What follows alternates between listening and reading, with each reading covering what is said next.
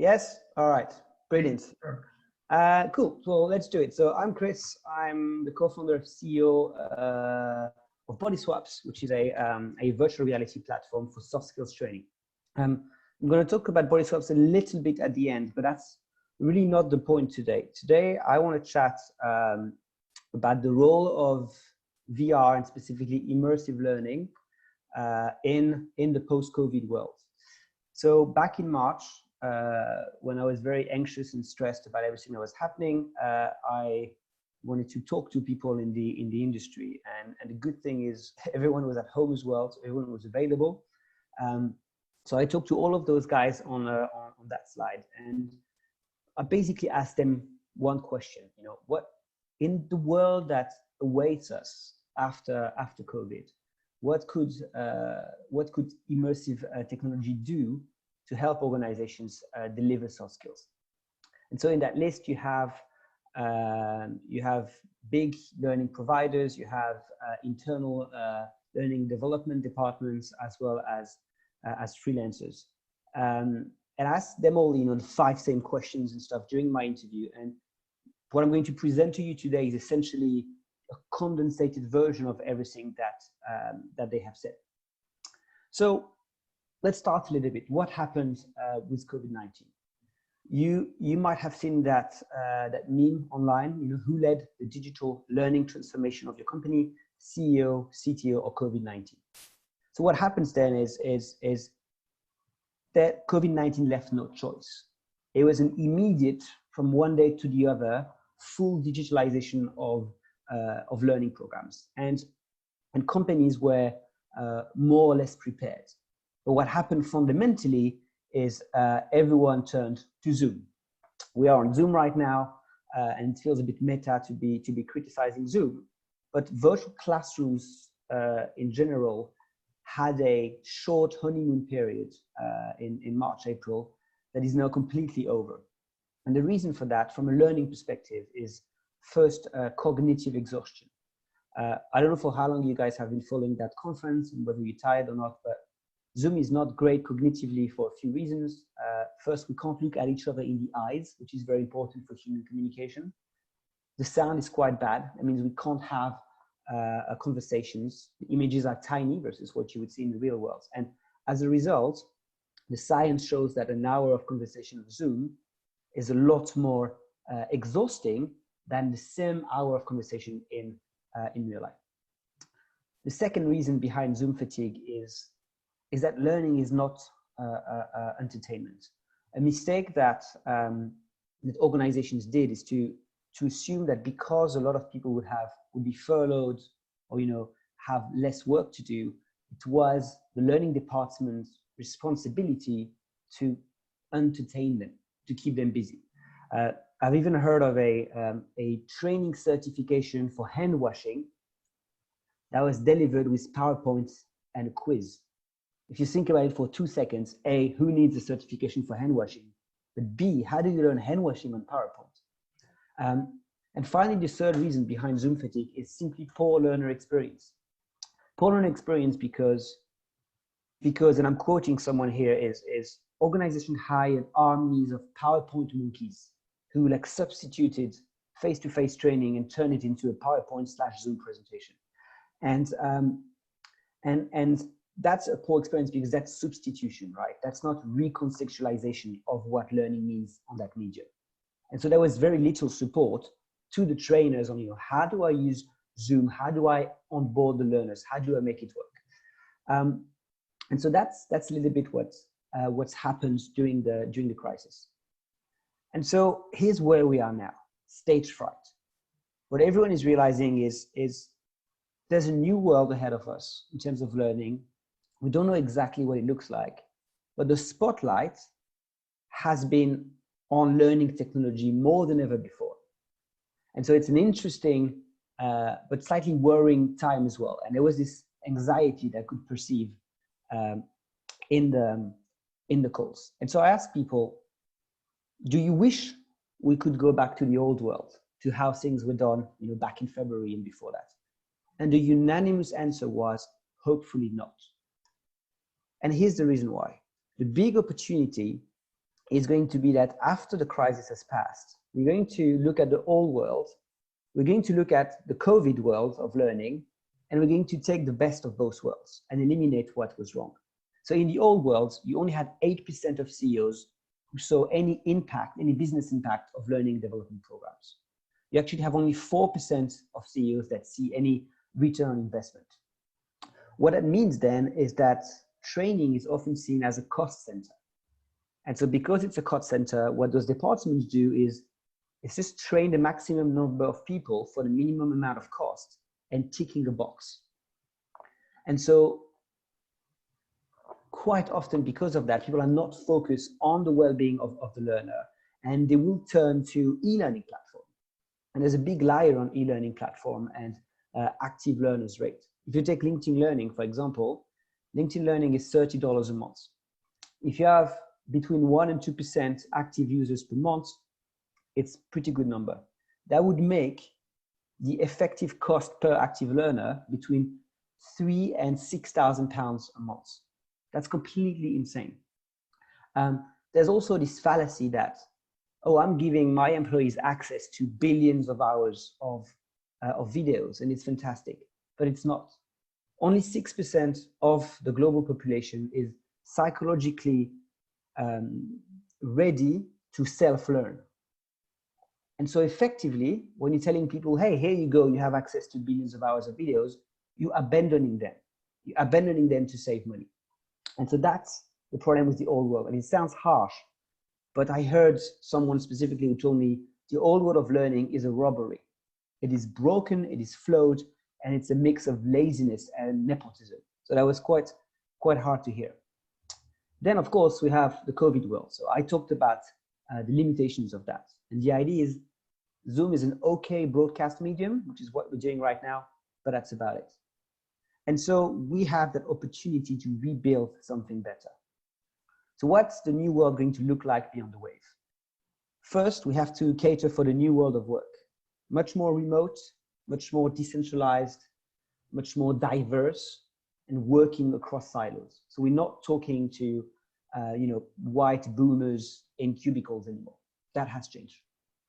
Secondly, it's about soft skills. Machines are getting better at being machines. And so humans have to get better at being human. You need to prepare your workforce for that new world, and you need to teach them the skills that you cannot automate. Hence the focus on soft skills. And finally, it's about learner centricity. And by this, I mean that because it's around soft skills, learning is less and less about knowledge. It is about behavior. And mandatory training that is imposed on you doesn't stick. Learning is really a journey, a personal commitment to becoming better for myself on a personal level. And for this to work, you really have to understand who your individual learner is and give him or her solutions to achieve what they want. So that brings me to VR. What could be the role of virtual reality in that new world? I'm sure everyone on the call knows about that slide. Just in case some who don't, the difference between 360 video and VR. 360 video is effectively a screen that is wrapped around your head. Virtual reality lets you exist in a three-dimensional world where you have a body and you can move in that world. That has a huge impact on the cognitive impact of the learning, the memorability, and therefore on a transformation of behavior. So what is VR superpower when it comes to soft skills, when it comes to transforming behavior? I'm going to talk briefly about two quite interesting academic research released last year, I think. The first one on the left that's an image from a study by Natalie Salmanovitz. And so what she did is she had two groups of participants, and one group did a VR experience where they saw themselves in the body of a black man. In that experience, they were in front of a mirror and they were asked to, just play around, move, basically take ownership of the virtual body. A week later, she gave the two groups, so the people who had done VR, the people who hadn't, she gave them mock legal scenarios, so fake legal scenarios. And in those scenarios, it was always the story of a black defendant being accused of a crime, and there were different levels of evidence. Some very strong evidence, some less strong evidence. And what she found is the people who had been in the body of a black man a week before for a few minutes, just playing around in VR, were a lot less likely to pronounce a guilty verdict. When you think about the American justice system, and especially what's happening right now, and you think about a justice system where the jury often decides whether to send a man or not to jail, and that jury is made of human beings with their own implicit racism bias. Not to say they are racist, but implicitly they have biases. This has a huge impact. The second study on the right is by a researcher called Mel Slater. And he worked with the government of Catalonia and convicted domestic abusers. Now, when you're a domestic abuser, you normally typically have 6 therapy sessions, so CBT, cognitive behavioral therapy. And then they send you back home because, well, you have to take care of your family, I guess. So what he did is he had 2 groups. One group who did those 6 sessions in CBT, and another group who did 6 sessions in virtual reality. In virtual reality, they would find themselves in the body of a woman. So you see image A here, in front of a mirror. And then image D, they would be in a scenario where their husband would come into the room, be aggressive verbally, then throw a phone across the room, and then finally invade their personal space. And they did that experience 6 times, crescendo in terms of the level of the assault. What did they measure? What they measured is the ability of the people who went through either VR or CBT, their ability to recognize fear in a woman's face. Because one thing that characterizes domestic abusers is they're not able to recognize fear in a woman's face. And so what they found is the people who done the VR were becoming very, very fast, a lot better at recognizing fear in a woman's face, which is interesting because we didn't show them a video of a woman being afraid. We didn't teach them what it looks like for a woman to be afraid. They were a woman themselves and they got afraid. And somehow subconsciously it clicked. And so the real question here is whether it has any impact on their likelihood to do it again. Early results, they're not published yet because the numbers are not high enough, show that the recidivism rate is about 25 to 35% lower among those people who've done VR after 6 months. So that's why VR has a superpower. It can transform behavior for the long term at a very subconscious level. What about the business side of things? There's a PwC study from February that shows on the left that it takes about half the time to learn and master soft skills in VR versus in the classroom. So automatically in a client's head, that means I'm going to save a lot of money. I'm going to save money not only because people are going to have to train for less long, for half the time, but also maybe I don't need to send them to those rooms systematically. Maybe they don't need to travel and book hotels and flights and so on. More importantly for me is the number on the right. People who do soft skills training in VR are 3 to 4 times more confident to apply what they've learned to the real world versus e-learning. And that's what training is all about, right? Training is only measured by whether you apply the learning in real life. Otherwise, it's completely irrelevant and a waste of everyone's time. So that number of confidence is very powerful. And so how do we bring that together in terms of learning design? What is the role of virtual reality in a learning program? VR is not great for theory, for example. But where VR is great is to practice. A good analogy is to say, if you're an actor and you're going to play in theater, you will have your dress rehearsal, a couple of days before the first time you play in front of an audience. That dress rehearsal, you have it once, you are in costume, and there's a lot of pressure. And frankly, if you're not good at that rehearsal, it's not going to go well for you. There's no room today in learning for all the practice that comes before that. When you're on stage in your tracksuit and with a script in your hand and a cup of coffee. And that's what VR allows. Firstly, it's emotional immersion. The immersion of VR being in a headset is great, but it's only exists so that you're emotionally immersed. Because if it's happening to you, if you have a body, then it's a visceral experience. Then it's about psychological safety. In VR, you don't have the trainer watching you, you don't have your colleagues watching you. You can make mistakes and you're encouraged to do so. Then it's about adaptive practice. So adaptive practice means that every time you do the simulation, the next time around, the simulation is going to adapt to you. So you can really have your own personalized way of learning, as opposed to what happens too often online or in real life where, hey, one size fits all and that's it. And you come at 9 a.m. and you leave at 5 p.m. and see you in 6 months. And finally, it's about anytime, anywhere. The adoption of headsets in B2B is very low at the moment. But fundamentally, VR is, an Oculus Quest is about the price of a return flight from London to Geneva. So for that price, you have effectively a training center that fits in a backpack that you can use whenever you need. So that's very important. And so I'd like to show you now a very short trailer of Bodyswaps. So learning from all of that, we built a platform that's effectively like a flight simulator for soft skills training. So I'm going to take my earphones off and play the video on my computer. Let me know if you can't hear well, and if that's the case, I'll move on to the next slide.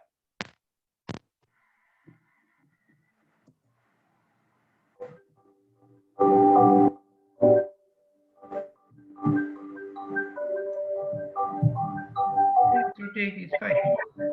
It's okay? Yeah.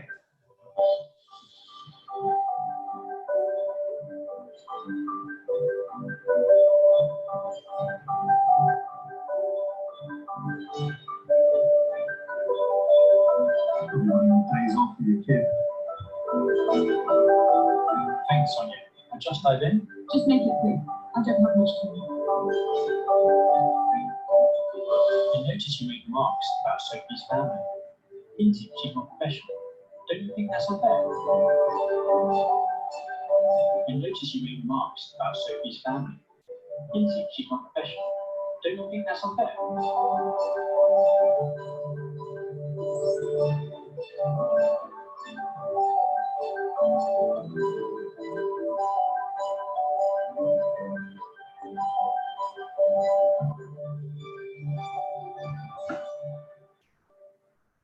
All right, so I hope you heard. Okay, I'm going to put on my back in. I can continue like that to tell me if you can't hear me. So that's the format, and basically it allows you to practice with your own voice, your own body language, non-scripted. You say whatever you want, and then you swap bodies to see yourself from someone else's perspective. And that self-reflection is really the secret ingredient in learning. So how that works and what the value proposition here really for VR in general is, you bring in together the efficiency of role play, the efficiency of face-to-face training, of experiential learning, with the scalability of a digital solution. And it's scalable because we, for example, have off-the-shelf simulation. So we're not asking people to create their own every time it spends a lot of money. You just pay for an access and you can go straight into the simulations. And so early results show that indeed 85% of learners after just one simulation feel like they have improved on that skill. Over 95% would recommend it to their peers. And 83% of partners, HR people we showed it to, would like to scale it to their entire organization. So speaking of scaling, there's this question that we will often get, which is, okay, I get the software, I get how it works, it's fantastic, but how does that work? How do I deploy it for real? And there are really three models that reflect three different levels of maturity of your organization. So on the left here, you have dedicated events, where basically VR headsets are brought in alongside a face-to-face event. For example, you could try to build the engagement of the learners if you had a workshop on sexual harassment by putting them in the body of a woman being harassed at the beginning of the day. This way, you're sure that they will pay attention for the rest of the day. Then the second model is VR rooms. So we're not relying on events anymore. We have a physical space that is dedicated to virtual reality. It has headsets, it has someone who's trained to help you out, and you can go there when you want. So you could, for example, practice your communication skills or presentation skills ahead of a big meeting.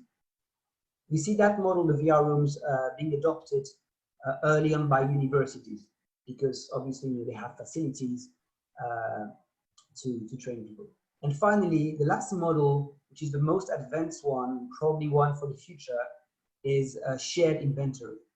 So the idea that organizations will have large fleets of headsets that they will dispatch to trainers or directly to learners' homes so that they can practice on their own. For example, you could practice your emotional intelligence, leadership skills as part of a leadership program. And you could do that at home on Sunday morning when the rest of the family is out, if you wanted to. That is not to say that virtual reality will replace e-learning or face-to-face. The same way cinema hasn't replaced radio and TV hasn't replaced cinema. The question here is, now that we're looking back at the world of learning, what can we take from each technology and really only keep what makes it work? E-learning, for example, is fantastically cheap and scalable when it comes to basic theory. You know, so many things are perfectly well done with the YouTube videos, and you wouldn't need a VR simulation for that. Then you have the virtual classrooms like Zoom. It's great to go deeper into complex theory, having a teacher, being able to ask questions, and a very basic peer learning, like conversation rooms and stuff. But that's where it stops. Then you have face-to-face. Face-to-face is not going to die. It's just going to be reserved for the moments where the things that we want to happen cannot happen outside of face-to-face reality. And that's great for advanced peer learning, team building, and also what's been referred to as cohort feel. Cohort feel is the feeling of being part of a learning community. That's why you go to university, you go to the classroom. You wouldn't necessarily follow it online that much. And finally, you have immersive learning, which is perfect for applied skills practice. So on the bottom here is an example of what a journey could look like for an individual. You could start with face-to-face, move to a bit of e-learning to get the theory, then some Zoom to go deeper, training in VR, and so on and so forth, and finally graduation. And that idea of a new generation of blended learning, where VR has a clear place, is something that really resonated with everyone I talked to. But obviously, this is all a long way ahead. We are about here, still talking with innovators. It's the beginning of the journey, and that's why I'm here today, because I know most people here probably know a lot about VR. This is about understanding the vision and the value proposition of VR and taking the clients with us along the way, not to evangelize, not to say VR is going to change the world and do everything better than anyone else, but to understand where it sits. That's it for me today. I know it's maybe wasn't long enough, but if you want to know more, we have a white paper on the website that goes into each of those topics a little bit deeper. You can visit bodyswaps.co. There's a QR code here. We also have a demo of the platform. If you want to have it, just send me an email. And that's it. Thank you, everyone. There's an email here, and I hope the rest of your day will be good. Cheers. Thank you so much, Christophe. Excellent talk. Actually, we are doing something very similar in SSVAR, and we are strongly interested from your presentation. What made me, let's say, what made me a bit, well, let's say my question is, you talk only about the positive sides of virtual reality, but you never say the negative sides. For example, in virtual reality, you can have the touch, and when you train medical stuff, for example, for surgery, touch is very important. Also, there are a lot of problems with cyber sickness. For example, for training of different physical activities. There are also interesting problem about that many people actually refuse using the VR because they are afraid from the VR and they don't know it. If you go to our classes, that those guys usually never use it before. They are not specially geeks they are not computer guys, and we give them this headset and told them put this headset, and those guys don't know what to do with this and how to work. They are completely lost. They can probably understand the flat screen phone. They are feeling about, they know how to do it, but with the headset they simply don't know. So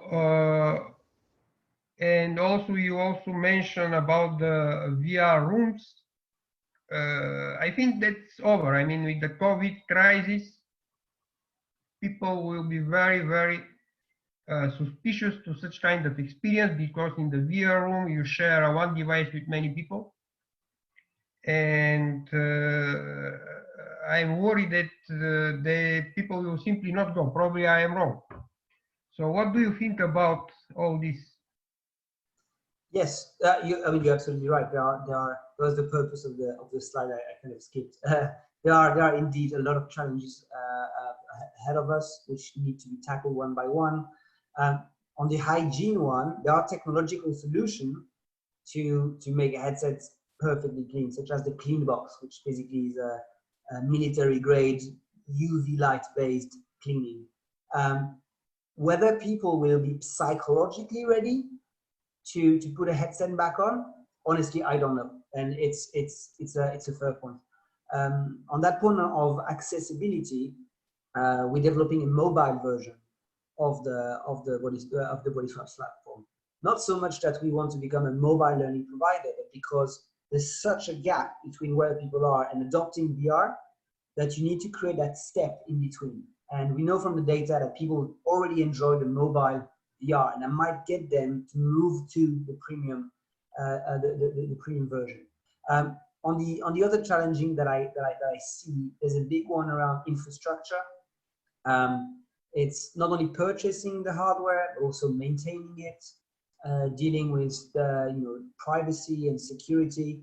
And I think there's a lot of work to be done still by the headset manufacturers. So, for example, Facebook has a terrible track record of dealing with developers in terms of legal framework and customer service.